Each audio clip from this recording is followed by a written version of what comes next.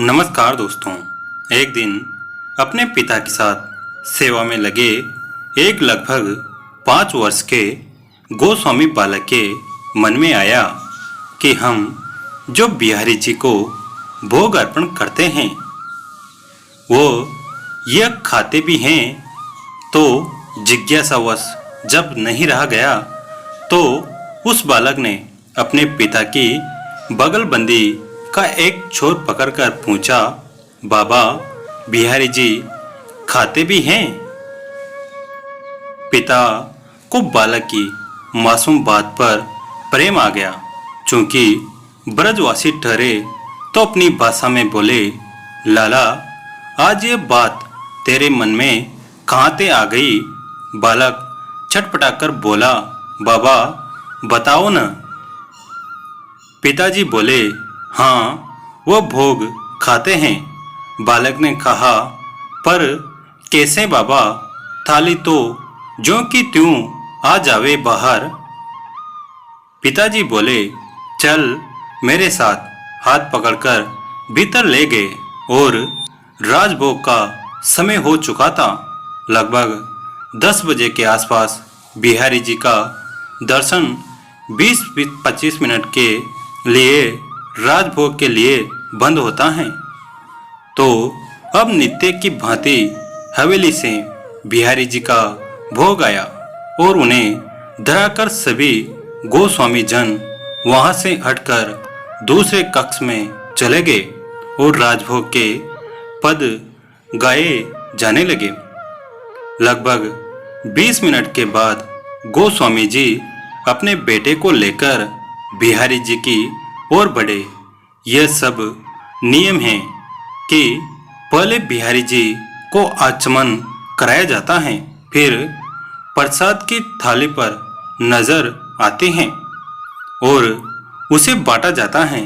तो गोस्वामी जी ने आचमन कराया और कहा, देख लाला, अब बालक ने क्या देखा कि प्रसाद की थाली में पुरंदवनी चावल हैं, सब्जी हैं, पूरी हैं, मीठे में लड्डू हैं और उनमें से 2 लड्डू ऐसे हैं जिनमें एक लगभग 7-8 वर्ष के बालक के 2 दांत गड़े हुए हैं।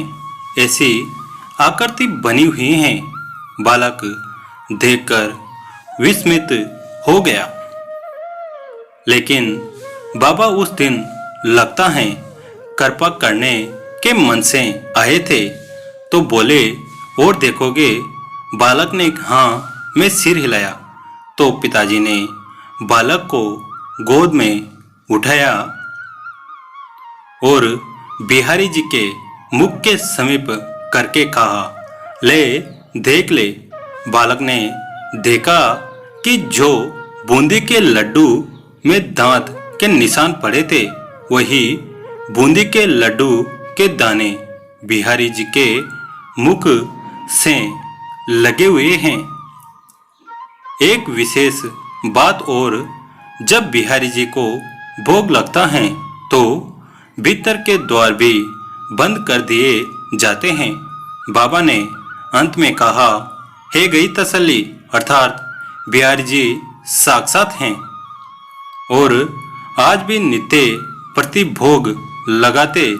कोई इस सत्य घटना में जो बालक हैं वो कोई और नहीं, लगभग 83 वर्ष से श्रीमद् भागवत जी कथा बाँच रहे भागवत रतन शिरोमणि परम पूज्य प्रातः स्मरणीय श्रद्धेय आचार्य गोस्वामी श्री मर्दुल कृष्ण शास्त्री जी महाराज हैं। और वो पिता कोई साधारण पिता नहीं, वो हैं नित्य निकुंज निस्वामी वृंदावन तिलक काव्य तीर्थ व्याकरण आचार्य श्री दे गोस्वामी जी श्री मूल बिहारी शास्त्री जी महाराज, जिनके बारे में कथा स्रोतों का कहना था कि महाराज श्री जब आप कथा करते हैं तो ऐसा लगता है मानो श्याम सुंदर मंद मंद स्वर में बंसी बजा रहे हो। कहने का अभिप्राय है सारा खेल भावनाओं का है। यदि बिहारी जी भोग लगा सकते हैं तो क्या हमारे घर में बेटे ठाकुर जी भोग नहीं लगाएंगे? बिल्कुल लगाएंगे।